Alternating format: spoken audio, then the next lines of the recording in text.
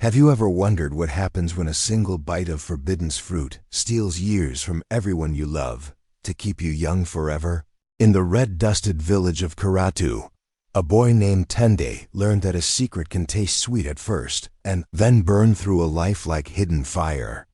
There was a garden no one dared enter, a green wound in the wilderness said to belong to Nigerian the witch, keeper of the dawn seed, Shu who tends the years.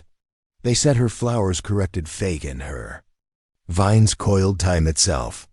They said anyone who took so much as a leaf would hear the ground remember their name in anger. Tendai had not believed all of it, not truly. He believed hunger. He believed love. He believed the ache of watching his grandmother cough at night while the rains forgot their road. When he found the old iron key tied under a gourd by his late mother's loom, he believed that the garden was not a story. He believed the door was waiting for him. The question was whether the door was waiting with open arms or open jaws. He stood in the thorn shadow and told himself that whispers were only wind. The wind answered with a smell of sap and moonlight. You are about to walk with Tendai along goat paths that end in living walls, through a gate that drinks shadows, and into a garden where fruit sings like flutes and seeds keep count of every breath. You will meet a witch whose smile can bless or bury, an elder whose stories bend like reeds but never break, and a wanderer whose laughter hides a blade. You will see how a village ages in a single night, and how a boy learns that courage is not grabbing what the world hides but returning what does not belong. There will be revelations that bruise and wisdom that heals. There will be a trial where a name is weighed against a harvest. There will be a choice at the river of years where the heart must decide if it wishes to drink or to give. Somewhere in the green hush of that forbidden garden, the truth about Tendai's father, about Nairai's oath, and about the price of every wish waits like a coiled vine. The story will not rush you. It will circle you, as the old songs do, until the circle closes and you understand why the first bite is never the last cost. Tendai was a skinny reed of a boy with a runner's calves and a gaze that could track guinea fowl through broom grass. He rose before dawn to scatter millet for the chickens and filled his mornings with errands, weaving between mud-brick courtyards where cassava dried like little suns. Karatu sat beside an old river that had forgotten how to brag, now shrunk into a silver ribbon under a sky that kept its rain tucked into distant thunder. Children chased tires along the clay ridges. Drums practiced the harvest songs even as the fields cracked. Bibi Zola, Tendai's grandmother, kept her stool by the doorway and told stories in a voice like warm yams. She said that every person carried a calabash of years and that some learned to sip slowly. Tendai's secret fear was not the witch. It was being ordinary and watching Bibi's cough count down the days while he could do nothing but fetch water and sweep dust. When the traders brought wild tailies, he stood at the edge of the circle and wanted to be the one with a story everyone leaned toward. He wanted a chance to bring back something that mattered. He wanted the sky to notice him. On the evening, harmattan softened and the moon rose chipped and yellow. Tendai followed a firefly that did not blink like the others. It floated as steady as a bead on a string, leading him beyond the goat pens and over a dry gully, furred with saltbush. He reached the old termite mound where elders said the earth listened. There he found prints shaped like leaves pressed into the dust, as if a barefoot tree had walked by. Wind carried a fragrance he had never known, green and sweet and heavy. Like a promise, Baby's cough had been worse that afternoon. The herbs had failed. The fever had refused the cool cloth. Tendai knelt and touched the leaf prints. Sap clung to his fingers in a clear thread that did not break. In it he saw his own face, younger by a breath, as if the sap preferred to remember him that way. He thought of Nairai's name and the way some women spoke it with respect while others spat it into their cooking fires. He thought of keys and gates and chants. He rose with the sap drying glassy on his thumb. He told himself he was only looking. He told himself looking was not the same as taking. The leaf prints led toward a thicket where no goat ever grazed. At the thicket's heart hid a post of blackened wood, bound with rattling charms of cowrie and copper. A notch waited for a key, shaped like a thorn. The iron at Tendizi's belt fit the notch as if it had been expecting him. When he turned it, the thicket exhaled and parted like a curtain. For an instant he saw the tight green of a world beneath the world. He smelled rain that had not fallen and fruit that had not been named. He stepped back, shaking, and shut it again, heart banging like a drum. He had opened the road and proven that the stories walked with the living. He slipped the key back under his shirt and returned home by a crooked path, speaking to no one. But what he did not realize was that some gates are ears rather than doors. The garden had heard him. Somewhere among its lattice of vine and bone-white trellis, an old keeper opened her eyes and smiled without showing teeth. The next day, the sun was a brass shield, and the village yawned under it. Tendai carried water, mended a fence, and pretended his thoughts were simple. Yet a hush followed him like a second shadow. At the well, a black ibis landed on the rim, and stared as if it knew his name. It dipped its beak as though drinking secrets, then lifted and glided toward the thorn lands. At dusk he found a string of gourds hanging from the fig by baby's door, all of them empty but for one that chimed softly, though no wind moved. Inside lay a seed no bigger than a cowrie, pale as dawn, warm in his palm. When he held it longer than a breath, the hush grew thick until he thought he could hear sap rise in nearby stems. He tucked the seed away and told Bibi he would fetch more firewood before the night cooled. She nodded and coughed until her eyes watered. He hesitated and almost stayed. Then the ibis called once, a sound like a reed flute, and he went. Above thorn tops, smoke curled that was not fire. It smelled like the beginning of rain. The path to the forbidden garden did not stay a path for long. It became a suggestion of footsteps, then a rumor. Thorns knit themselves ahead of him and unknit when he drew near. Once, a puff adder watched him pass, tongue-tasting, but crawled aside with a slow courtesy. He reached the living wall, a fortress of acacia, wild sisal, and a vine he could not name, whose leaves were shaped like little shields. In the middle stood the post and the notch and the memory of his trembling hand. He held the key and did not move. If he opened it, he could not pretend ignorance again. He thought of Bibi's cough. He thought of the way his friends boasted about courting fortune, and then went home to eat boiled cassava with quiet eyes. He put the key in. The wall softened and spread like warm breath on glass. Inside, the light felt older, as if the sun had a grandmother and this was her house. Bees moved without sound. Water whispered in a trough made from a hollow log. Fruit met him with color that language could only chase and never catch. It was not a tangle. It was an argument made of leaves, every tendril placed to teach something. Tendai saw calabashes shaped like moons, bananas with a pale dust like the bloom, on plums and a grove of trees with bark as smooth as gourds. He passed a bed of herbs whose scent made his jaw ache pleasantly. Then he reached a small tree no higher than his shoulder. On it grew a single fruit like a lantern, skin the color of sunrise veined with faint silver. When he leaned close, the fruit hummed, a sound almost below hearing, and the hairs on his arms lifted as if in greeting. He remembered a tale of a fruit that kept kings young while their people ripened and fell. He remembered Bibi's stories of oaths. He remembered the ibis and its flute voice. He told himself he would only touch. His finger found the warm skin, and the hum slid into his bones, like a note he had been humming all his life without knowing. His mouth watered. He was so hungry for a victory that belonged to him.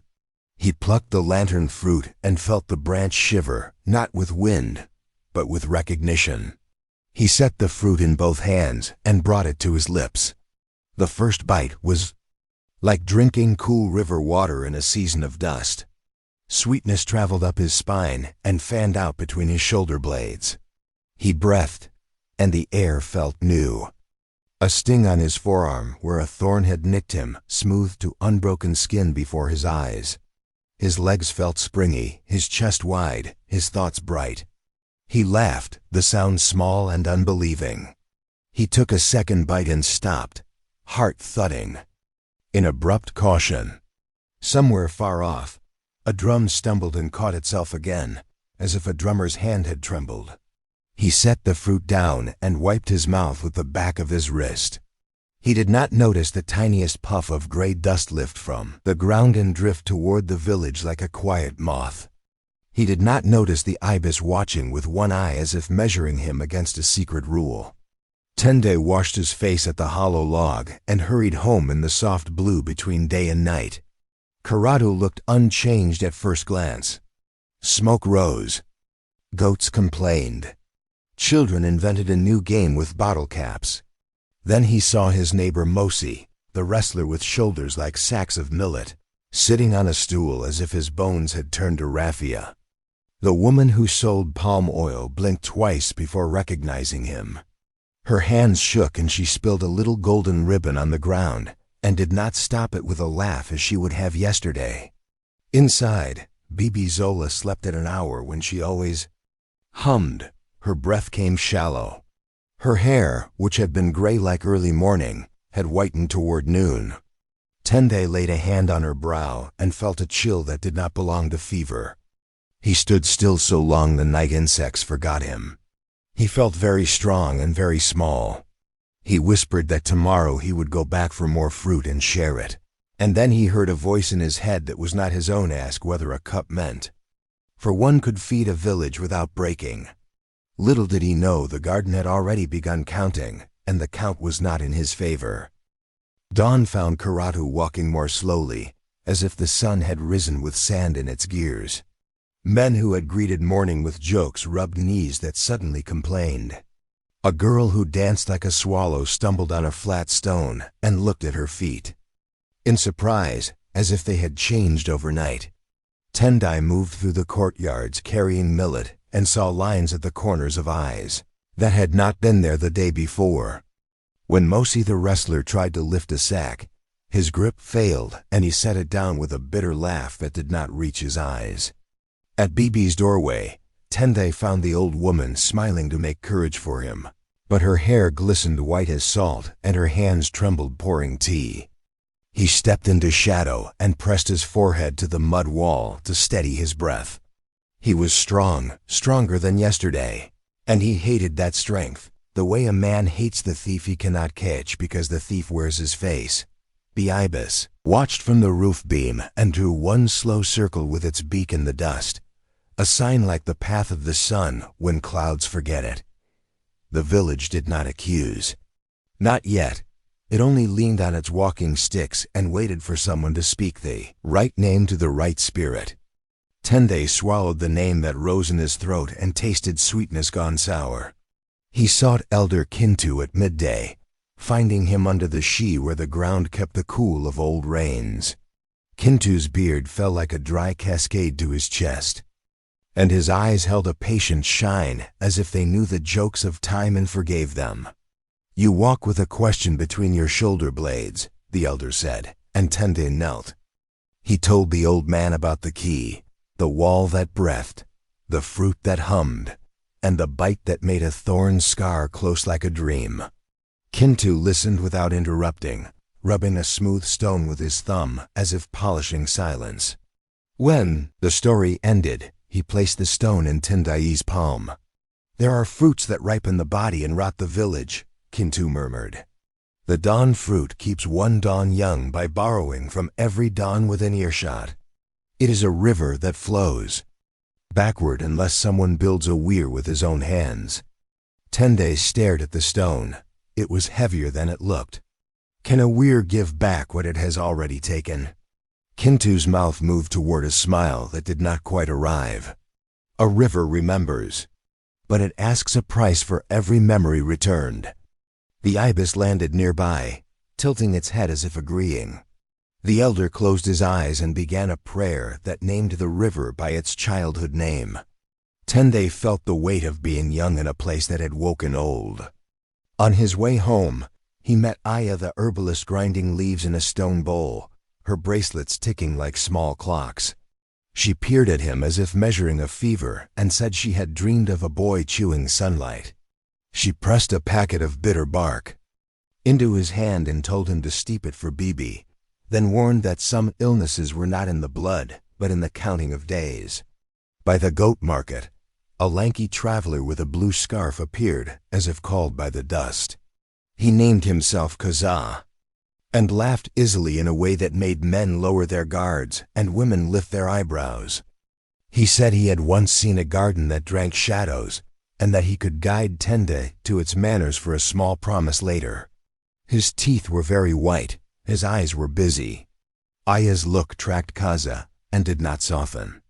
A road sells you maps when you do not ask it to, she said to Tendai, binding Bibi's bark with red thread. Kaza bowed to the warning and kept smiling. Tendai accepted both the bark and the offer of guidance, and told himself one would be medicine and the other merely a story. But when Kaza walked away, the air felt different, as if a hand had tested the weight of the village's luck. At twilight, he slipped back to the living wall, carrying a calabash for water and a folded prayer in his mouth. The key turned as before, and the breath of leaves met him, cooler than dusk. He walked past gourds and moon banana and reached the lantern tree, now bearing 2 fruits where he had taken one, each pulsing with a heartbeat he could almost count. He touched neither. He knelt and spoke to the soil, offering a libation from the calabash and promising not to steal again without learning to ask. The garden listened with the sulky attention of a cat. Vines rearranged themselves across the path like elders shifting on stools. The ibis perched upon a twisted trellis, head tucked, but one eye watched through a sliver.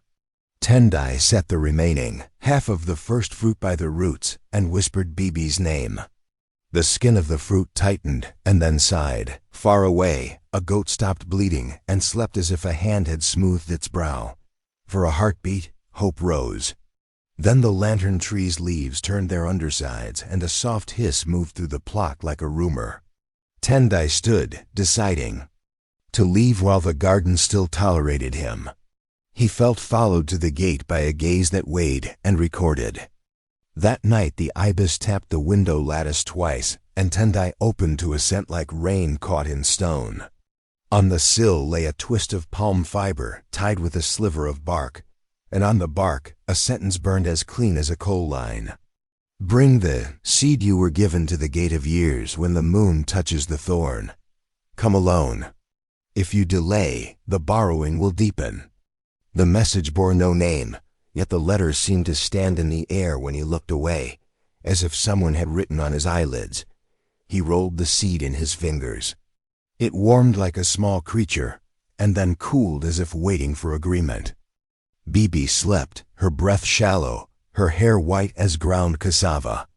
Aya's packet of bark steamed in a cup by the bed, and its smell battled the room's fear. Kaza's laugh lingered in a corner as if it had been hung there to dry. Tendai tucked the seed into his shirt and heard the ibis' soft step on the roof move toward the west. He thought of Elder Kintu's stone, a weir for a backward river.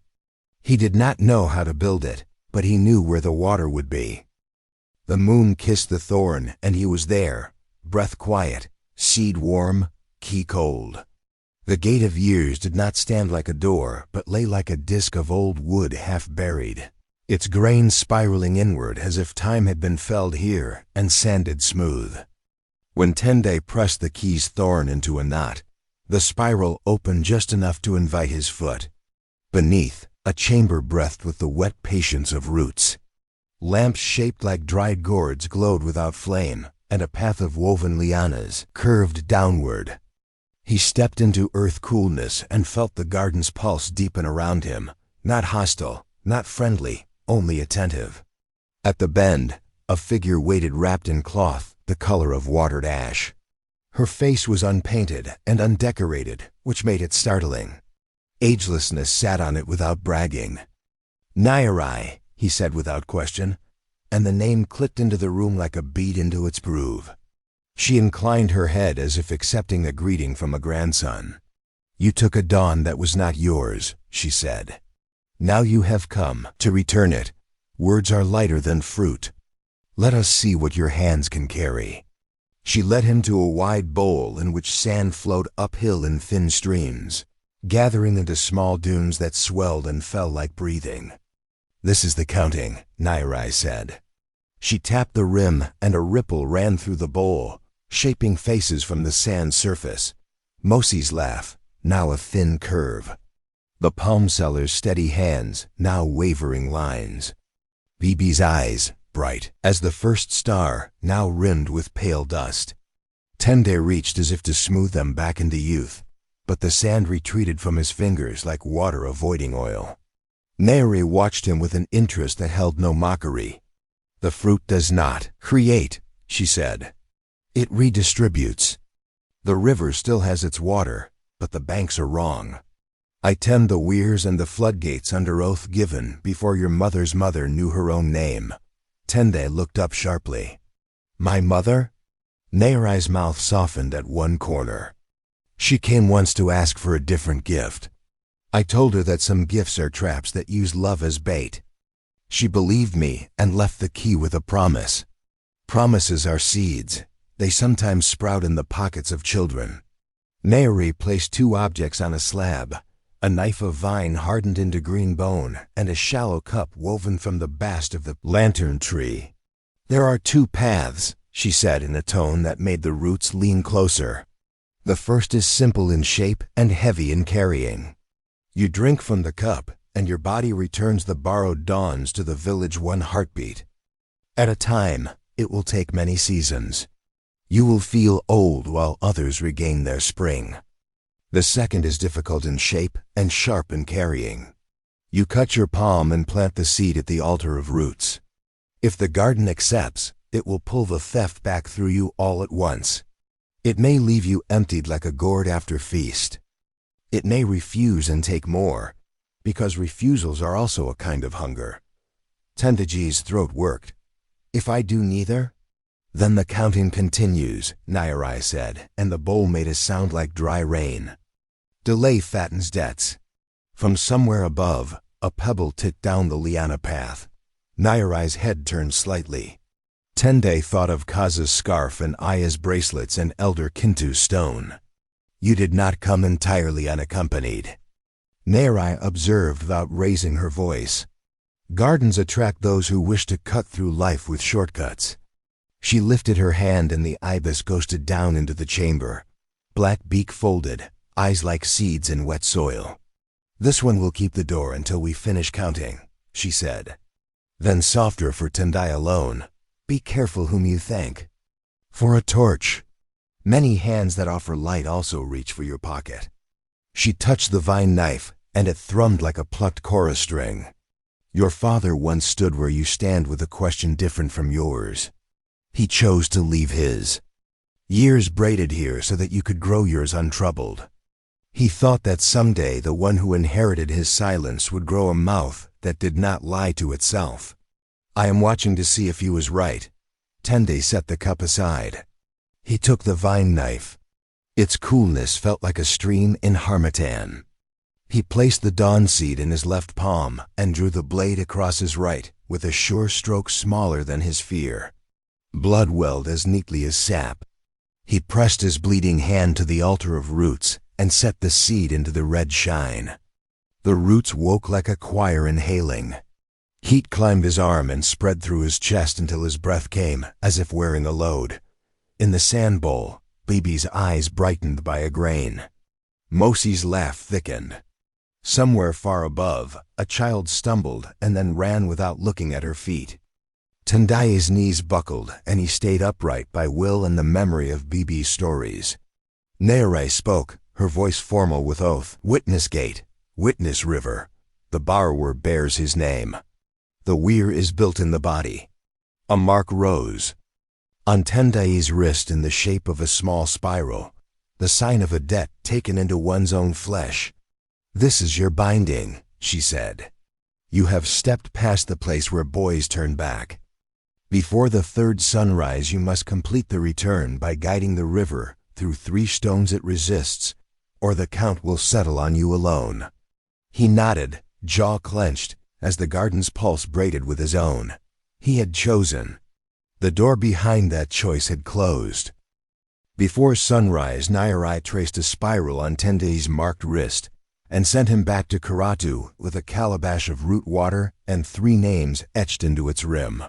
He found those names carved in old places throughout the village, as if the land had always known the task. The first stone lay under the she where children learned to count rain seeds. Tende placed the calabash there and spoke the oath Neri had taught him, admitting in a clear voice that he had taken a dawn that was not his. The air shifted like cloth being shaken out, and a thread of warmth slid from his chest into the earth. The wrestler Mosi, waking at that moment, stood more easily and flexed his hands with a startled grin that made him look briefly like the man he had been yesterday. 2 elders blinked at each other and laughed at a joke they had forgotten in the night. Tende felt his knees complain, as if he had walked a long journey in a short time, yet his heart steadied with the rightness of it. He rinsed the stone with the last sip of root water and saw his reflection older by a breath, not ruined, just warned. He whispered thanks and turned toward the second name on the rim, carved like a fishbone, pointing toward the riverbed that remembered better seasons. What he did not realize was that another set of footprints already trailed his own, light and clever, leaving almost nothing for dust to read. The second stone crouched where the starving river gathered into a stubborn pool. Aya the herbalist was already there, bracelet still, as if she had known his path by the taste of the wind. She did not ask questions. She brewed his breath with bitter bark and painted a thin line from his temple to the center of the stone. Nairai's instruction had been precise. A river kept years and memories braided, and the stone would accept either if offered with an honest palm. Tendai could give more of his body's spring, or he could give a memory he loved. He thought of Bibi's stories by firelight and of his mother spinning thread while singing a song with no words. He chose the song. He spoke it to the stone and felt it unweave from him, leaving behind the shape of silence where melody had once lived. The pool brightened as if a small sun had been moved closer. Aya's breath hitched, and she looked at him with a healer's grief. Not pity, a recognition of the clean pain of her rightful trade. "The village gains," she said, tying red thread around his wrist beneath the spiral to keep him from reaching for what was gone. A boy up the bank who had limped since planting season set his foot flat and did not notice he had done it. Tendai swayed, steadying on Aya's shoulder. She glanced toward the thornlands and lifted her chin in the smallest warning. Little did he know the wind had carried his oath to ears that smiled when other mouths confessed. Kaza stepped from the rushes where dragonflies wrote silver letters on the air and clapped slow approval, as if he sat at a play. His scarf flashed like a friendly flag and his grin carried easy sun, but his eyes were the color of old metal. He praised Tendaya's courage and offered a path that would spare him the third trial's bite. There was a way, he said, to tip the bowl of counting without bleeding into its rim. All it required was the seed, the key, and a quick hand at a certain door he alone knew how to tempt. Aya's bracelets whispered no, and she set herself between the boy and the traveler with the casual certainty of someone who had already counted where a blade would prefer to land. Kaza showed empty palms and then with a movement too quick. To teach plucked at the red thread below the spiral mark. Pain struck like a wasp. Tendai grabbed his wrist and felt the thread pull free with a slice of warmth rushing toward Kaza's grin. The traveler inhaled sharply, eyes widening at the taste of stolen spring, then hid his appetite too late. Tendai saw it and understood that Kaza collected not stories but years. The ibis landed on the stone and rapped its beak twice, the sound as crisp as a bell. Kaza bowed to the bird as if to a chief and backed away laughing, but his retreat did not promise absence. He had weighed the door and would return to test its hinges. Aya knotted a new thread tighter and muttered a blessing that braided courage to caution. The pool's surface settled as if it preferred listeners who stayed to hear the end. The third name on the calabash rim was not a place but a knot of roots deep under the gate of years. Nairai met them in the earth-cool glow and touched Tendai's shoulder once, the way a midwife touches a brow between surges. "This stone takes the heavy bundle," she said, "not your strength. Not one memory.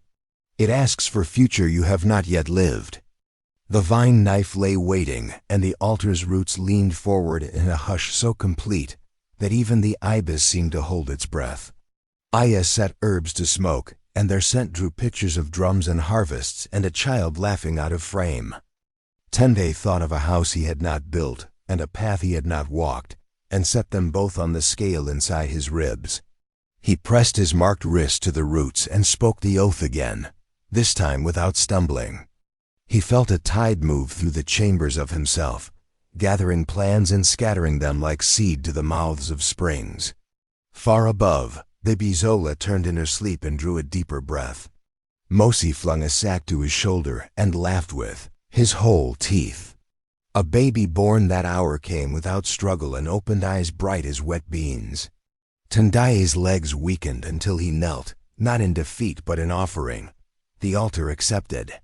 Then the spiral on his wrist burned cold, and a shadow leaned at the chamber's edge. Kaza's voice drifted down like the first mosquito of evening, soft enough to be mistaken for a thought.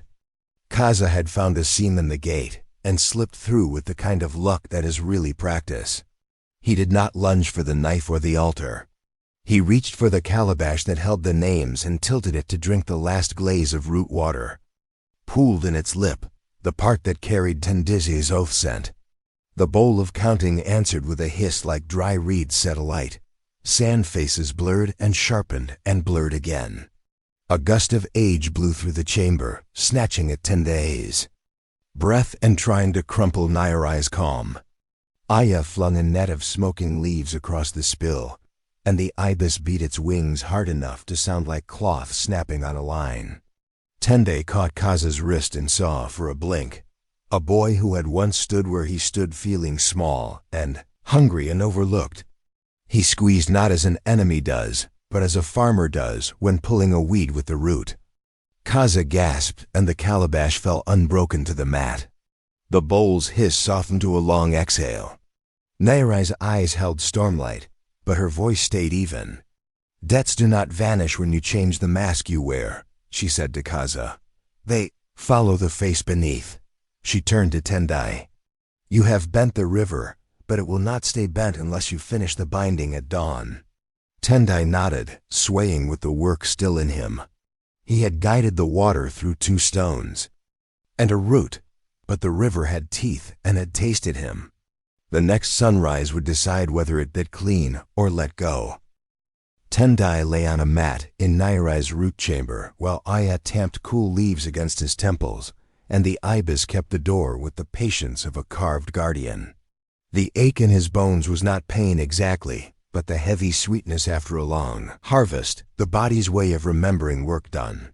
Through the earth he felt Karatu shifting like a sleeper, finding a better pillow.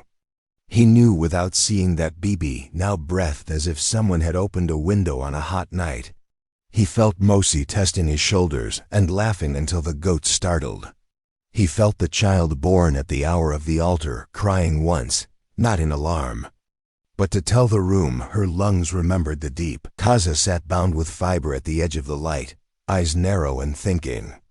Elder Kintu's voice drifted down the liana path, speaking to the ground in the old respectful way, measuring words the way a careful man measures grain. Nairai knelt beside Tendai and traced a small circle over the spiral mark. "At dawn," she said, "we carry the husk of the seed to the river and plant it where water still argues with stone. That will set the weir in the world, not only in your blood." She paused, and in that pause curiosity sharpened. There is a gift the garden can return if asked correctly. Most do not know to ask. They climbed into the first gray and found Karatu already gathered in the color between night and day. No one had been called, yet they came carrying gourds and songs under their breath, drawn by the quiet gravity of a village that had decided to stand up together. Aya walked on Tende's right and Elder Kintu on his left. Nairai moved like a shadow that had chosen to be kind. Kaza, wrists bound but head unbowed, walked behind, watched by two men whose strength had returned overnight. Bibi Zola came last, leaning on a stick for ceremony rather than need, her eyes bright with the kind of pride that does not need to speak its name. They reached the bend where water still remembered what it meant to argue with stone, pushing and curling in a voice that made children tilt their heads. Tendai held the husk of the dawn seed, now dry and light as if it had given away what weight it once kept.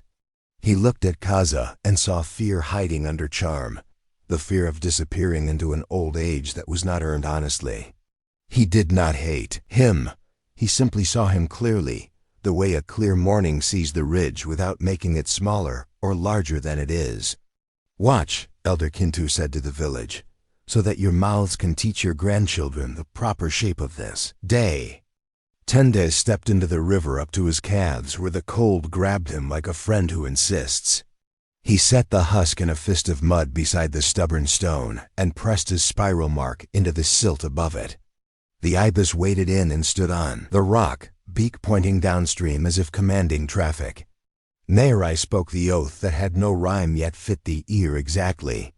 Tende repeated it and felt the word we lend and the word we return align like two halves of a calabash. The current tugged and then loosened as if it had found a better bed. A tremor ran through the village's bodies as years returned to their rightful owners like goats finding their own pens at dusk. Hair regained tomorrow's gray rather than yesterday's white. Knees remembered springs instead of hinges. A laugh rose from the bank, young and old at once. Tende felt the river pull one last heavy breath through him, and he swayed with it, tasting iron and green. He aged by a handful of seasons in a single minute, lines etching into his face like fine cracks in dried clay, but his eyes steadied with a depth that had nothing to do with numbers. A root nosed up between water and stone and caught the husk, holding it fast. Leaves the size of a palm unfolded with the calm certainty of something doing exactly what it had always planned to do. When the water's argument settled into a low conversation, the village turned to Kaza. He lifted his chin, choosing pride because shame had never been a friend to him. He spoke quickly of hard roads and empty bowls and men who would not listen unless a story came with bright lies. He said that years were the only coins anyone could keep in a world that changed its price each market day. Elder Kintu listened and did not hurry his answer. "We are all born with a debt," he said gently, "and most of us pay it by cooking for each other." Nairai untied Kaza's wrists and bound them again, this time with fiber that did not bite. "You will work under Aya," she said. "You will learn the long way to make medicine, the way that asks patience instead of theft. You will carry water to the weir tree and answer to it like a young goat answers to the rope that keeps it from the cassava leaves." Aya's look was flint and mercy stacked in the same pile. Kaza breathed out through his nose like a man who has just been told his life will be longer than his comfort, and nodded because the alternative in Nairai's eyes did not need translating. When the sun climbed, the weir tree already held 3. Glossy leaves and the river shaped its voice around them as if practicing a new song. Bibi Zola touched Tendai's cheek and found new lines there, then smiled because lines that come from giving are a kind of jewelry. Children splashed near the bank and counted how many stones their toes could find by feel. The wrestler lifted 2 sacks and told the same joke twice simply because it felt good in his mouth again. Nairai placed the key in Tendai's hand and closed his fingers over it. "The garden will listen to you now, not because you command it, but because you have learned how to speak to living things without shouting," she said. "Guard the gate.